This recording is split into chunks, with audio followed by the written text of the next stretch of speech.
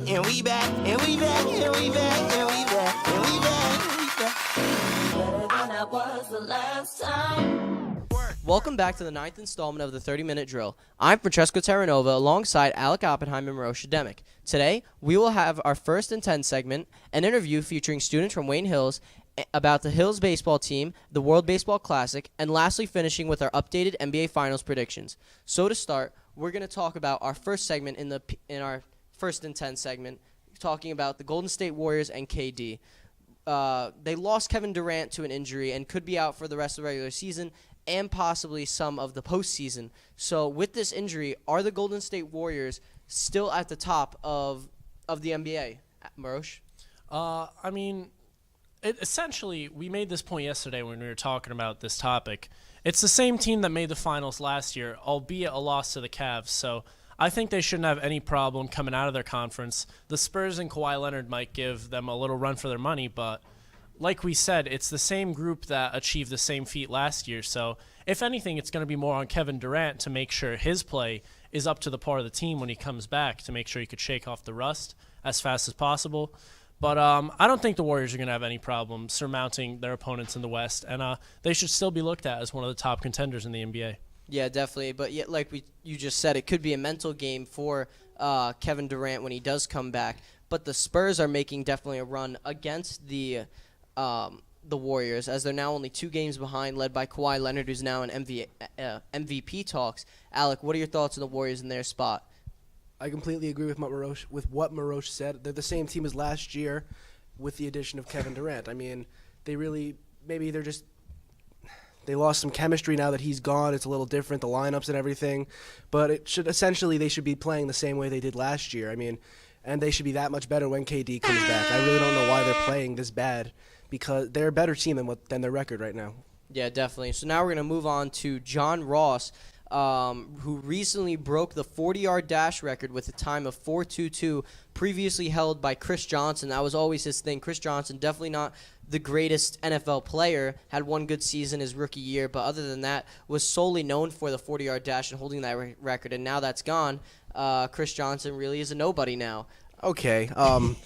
What? No, what do you mean? He got one 2,000-yard season. That just doesn't go away because. All right, it doesn't go away, but definitely now, because whenever you thought of Chris Johnson, Frankie, you didn't think of the. Can you let the big boys talk? Okay, just be quiet for a second. Okay? Bold let's claims cut out to Alec here. Let's let him go. You were wrong. Chris Johnson was good. He had a good couple of years span. Okay, was. Sorry, he's 150 years old now, but he was good. Okay, Marosh?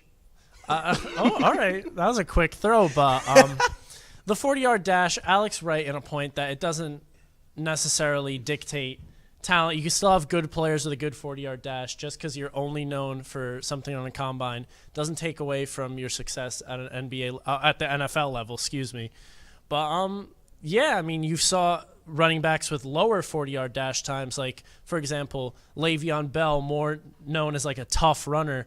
He's still found success in the NFL. So while it's a good measuring stick for owners, I don't think the 40-yard dash should be anything that dictates draft position or anything crazy like that. Well, it ultimately probably will. John Ross with his time definitely will move up. He's going in the first round. Yeah, we'll move on in the draft standings. We're moving on now to March Madness. It's been pretty crazy with the 1 seed Villanova falling, the 2 seed Duke falling, Louisville falling, another 2 seed. FSU falling. Well, that could have been expected, Xavier being the hot team that they were. But Villanova is probably one of the biggest surprises. Duke being so imbalanced as they were, Villanova almost seemed to be a sure win coming out of the East in that bracket. A lot of people had Wisconsin as a bracket buster, though. If there's any team that's well-equipped to make some noise in March, it's going to be the Badgers. Definitely, but personally, in all my brackets, it was Villanova in that game. I had Wisconsin winning, but I did not see Villanova ruining that game the way they did. A lot of turnovers definitely cost them, but there's been some crazy upsets. The East there. I'd just like to say one thing. Who thought St. Mary's would make it to the Sweet 16? Actually, I had that. All right. And yeah, Terranova all-star. I mean, they're not actually in it though. It's Arizona. I retract my statement. Yeah, I thought St. Mary's could have got there, but Arizona ultimately came up on top, and I think they definitely would have ended up beating Xavier, St. Mary's. So that would have been an interesting run. But Michigan coming out on top. That was the upset of the tournament so far for me. Definitely the upset of the tournament. Up 9, late-ish into the second half. The Cardinals just totally fell apart. Missed dunks down low. It was just mentally disappointing to see from Louisville. Yeah, definitely. And in the South is the only bracket where all top 4 seeds went in. UNC, Kentucky, UCLA, and Butler. Moving on, back to the NFL Combine, we're going to talk about Mason Garrett and Njoku. Myles Garrett. Oh, my God. Number 1 pick, come on. Yeah, definitely the number 1 pick overall, and really showed his athleticism at the Combine. Being how big as he is, had a 40-yard dash time of 4.64, definitely stood out there and solidified himself as the 1 pick. A scout noted that now we could all go home now that we've seen Myles Garrett. Marosh, what are your thoughts? I mean, seeing something that large move that fast, it doesn't matter what position Garrett's going to play in the NFL, that's terrifying. Like that, I just said earlier, I'm going to be a hypocrite, that the 40-yard dash shouldn't really dictate much in the NFL, but opposition teams and opponents seeing that, it's got to put a little fear into their hearts before the NFL season starts. Yeah, definitely. And then the other guy on that graphic, David Njoku, brother of Evidence Njoku here at Wayne Hills. Woo! Yeah, repping here. State champs. Had also a 4.64 40-yard dash, and is a top tight end, probably actually second besides the O.J. Howard. Yeah, O.J. Howard at Alabama, and would definitely showed his strength. What are your thoughts on David Njoku? I think he's a big guy. I think he has a lot of talent going into the draft. I mean, he can really do it all. He can block. He can run routes. He can catch. But again, with the catching, it's not really one of his biggest strong suits. You think he really needs to work on that if he's really going to make it in the NFL. Yeah, needs to have solid hands. Moving on to our next segment, the Spurs, led by Kawhi Leonard, who has now recently come into question in the MVP talks. Wasn't really said much about all season. That was solely led by James Harden and Russell Westbrook with the triple-double craze. But the defense that Kawhi Leonard has shown, along with his strong offense, has definitely gotten him into talks now. And now with LaMarcus Aldridge being back with that heart problem that he had, the Spurs are now becoming contenders, only 2.5 games back of the Western Conference right now, behind Golden State Warriors. Behind the Golden State Warriors right there. So with a few wins and a cold streak by the Warriors, the Spurs are right there in the first seed. Marosh, what are your thoughts on the Spurs? Yeah, we talked about this at length yesterday, actually. This was one of the topics we discussed more. It was the Warriors and the Spurs. No one else in the NBA can say that they're putting up the offensive numbers that Kawhi Leonard's putting up, while at the same time consistently guarding the opponent's strongest player on the floor each and every single night. Kawhi Leonard's elite on both ends. I mean, James Harden, for instance, offensive machine, but you see more lowlights of him, more Shaq than a Fool's of him, pissing the bed on defense than anything else. But Kawhi Leonard is definitely a strong candidate for the MVP this year, and I wouldn't be surprised to see him get a lot of votes from the media personnel who makes that decision at the end of the season. Alec, before the segment ends, any thoughts on the Spurs? Yeah, I mean, Kawhi Leonard is a freakish talent. I mean, they lost Tim Duncan. Now they could potentially have another one in Kawhi Leonard. I think he's very explosive and can do everything. Yeah, definitely could be a Spurs all-time great. Moving on, we're going to talk about spring training. All the teams that have been really having some success there. This is where we see all the star-studded youngsters that some teams have, like the Yankees, the Mariners showing up here in the Cactus League. Some great teams playing in the game right now. Alec, what are your thoughts on spring training so far? I mean, the spring training doesn't really mean much going into the regular season. It just really want to see what these prospects can really do playing against these top players. But to me, spring training really doesn't mean much. I mean, it's just practice. Yeah, and that became pretty obvious when we saw Josh Donaldson hit an absolute nuke and decided instead of running the bases, he would just walk into the dugout. But that was later decided that was because of his injury that's why he did not run. I think it's because he's a diva. I would debate that with you, but that's for another 30-minute drill segment. Marosh, what are your thoughts on spring training so far? Let me ask you guys something. Do you pay attention to the NBA Summer League? There's an NBA Summer League? No, I'm kidding. No, not at all. There you go. So, I mean, you should take the MLB spring training with the same, like, grain of salt at the end of the day. Sure, I mean, give it a serious name at least. The Cactus League, come on. Like, what's the other one up there? The other one's the Grapefruit League. Like, come on, just MLB spring training. Keep it at that. I mean, nothing really important to come out of spring training. Like you guys said, it's practice for the teams or tune-up. if anything, we'll have stuff to talk about when the actual season starts. Yeah, definitely. Moving on, we have the NHL playoff picture. A lot of teams heating up at just the right time with the NHL season almost over. Teams leading are the Montreal, Ottawa, definitely some great teams coming out of the NHL, doing some great things, possibly going for the Stanley Cup this year. Alec, you being a huge hockey fan, you as well, Marosh, what are your thoughts on the hockey season so far, and who do you think is going to win it all?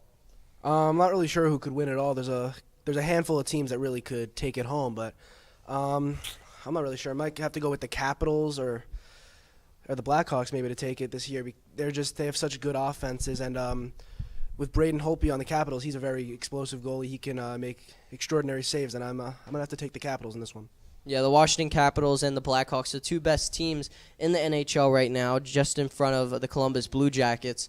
Marosh, you're a very big hockey fan. What are your thoughts?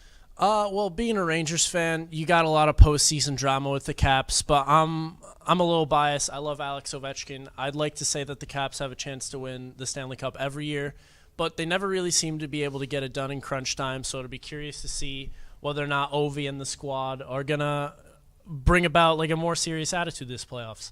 Blackhawks, another perennial contender. The Blue Jackets had that huge winning streak in the middle of the season, so you know they can get hot. But I wonder whether or not they'll have the experience to make some noise. But I'd love to see the Caps take one out this year. The Caps Blackhawks Stanley Cup final. It'd be cool to see who comes out on top. Yeah, that would definitely make for good entertainment in the Stanley Cup. When we return, we will be having our interview with Wayne Hills students on Wayne Hills Baseball and the World Baseball Classic.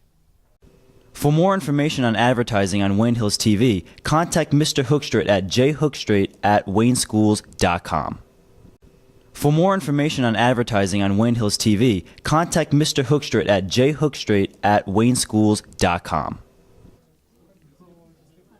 Welcome back to the 30-minute drill. I'm Francesco Terranova alongside John Barone and Marco Caprioni, both seniors on the baseball team, and I'm here with our Man on the Street segment. So to start, I'm going to go to John Barone and talk about what the staff is like this year for the pitchers, for the baseball team.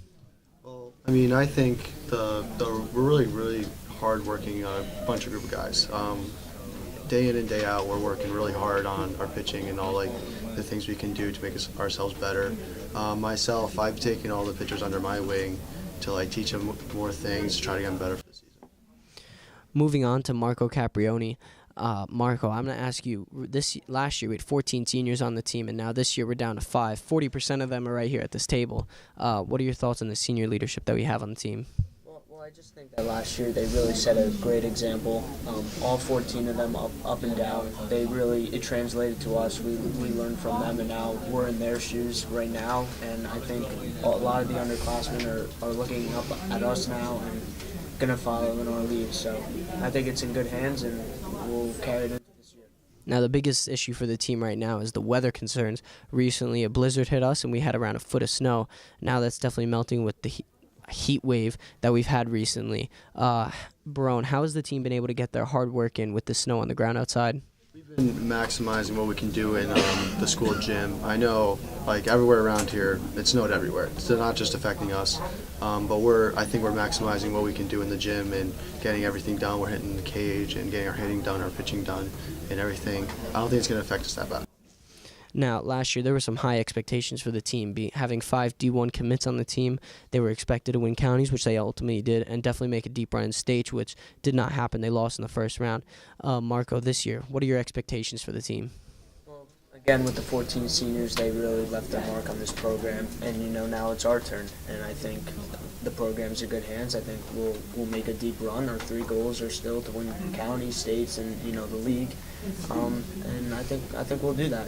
We need some more depth, hitting wise. But I think the pitching staff's good. I think we have a good up the middle, second and shortstop, and I think we'll be all right this year.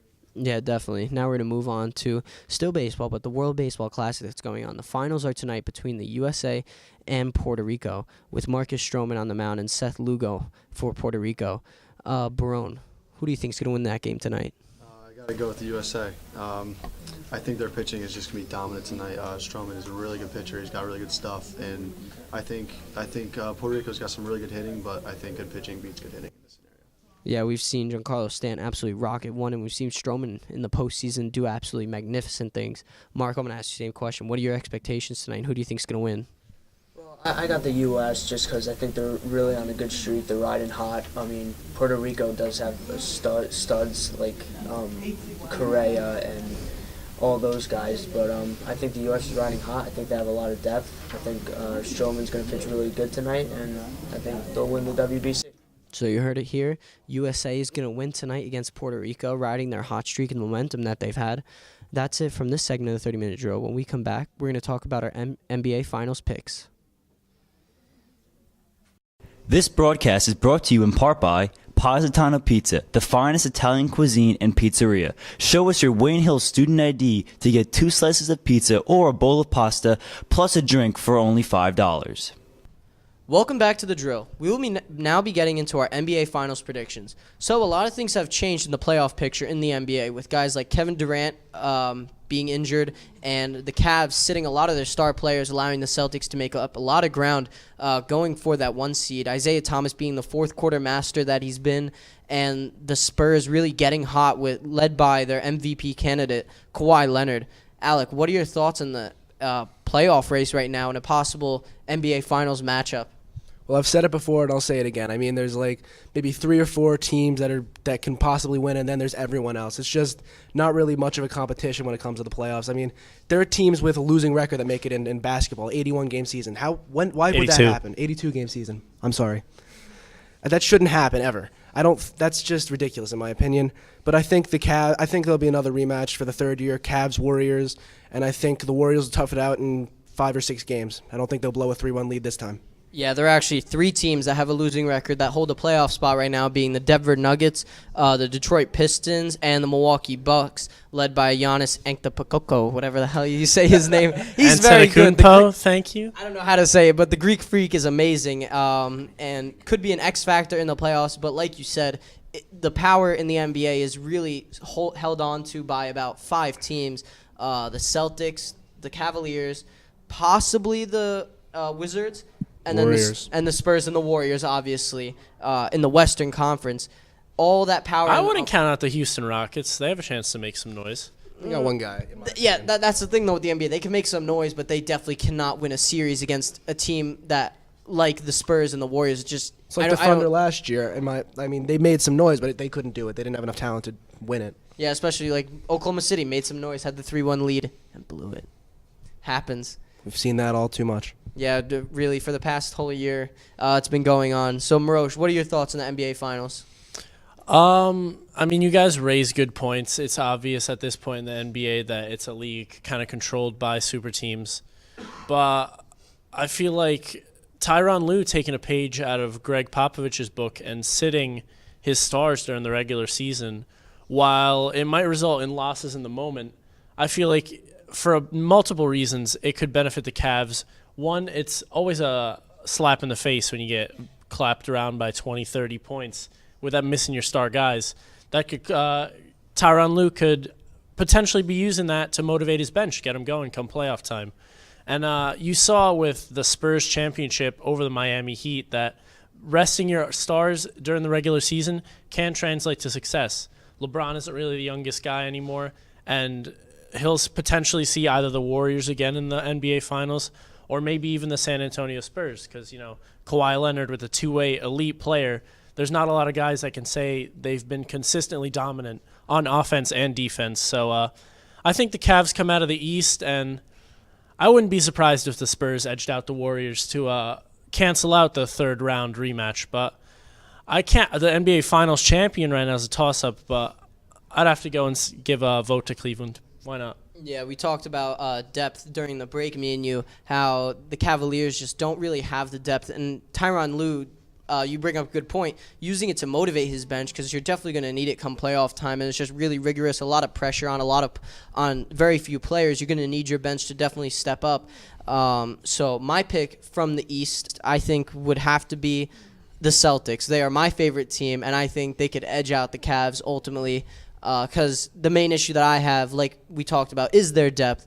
Any injury that they have, either to Kyrie Irving or LeBron James, I think takes the Cavs out of finals talks. They no longer have a shot at it. Yeah, but I mean, to an extent, without Isaiah Thomas, the Celtics are Yeah, a you could totally definitely different say team. the same thing, but I think I don't know. I just have a feeling Isaiah isn't as injury prone, or at least isn't as old as, let's say, LeBron James, even though, yes, he does keep his body well in shape. I think there is a lot of opportunity, much more for injury on the Cavs side than the Celtics side. In the Western Conference, I'm going to agree with you and say that the Spurs will edge out the Warriors and take the Western Conference. So it'll be a Celtics-Spurs finals. Hey, that's entertaining TV. That I'd would watch definitely be entertaining. So I see the both of you are just going against what I had to say completely. I mean, all right. Go against the guy that doesn't know basketball. It's fine. All right, what are your picks, Alec? The Warriors and the Cavs. Rematch number 3. And who do you think would win that? Because right now it's 1-1. Who do you think would ultimately win that game? If KD is back at 100%, I think it will be the Warriors. If not, then I think it'll be a close one. And I think the Cavs will win if they don't have KD. Well, to be honest, I don't think he's going to be at 100% at any point in the season. Even if he does come back, he'll definitely be playing through that injury for the rest of the year. Let's give Cleveland another ring then. Oh, all right, so it'll be 2-1 then, according to Alec, by the end of the season in the Cavs-Warriors matchup. That's all from the 9th installment of the 30-Minute Drill. From Marosh and Alec, I'm Francesco Terranova saying have a great day, Wayne Hills. And we back, and we back, and we back, and we back, and we back, and we back. And that was the last time.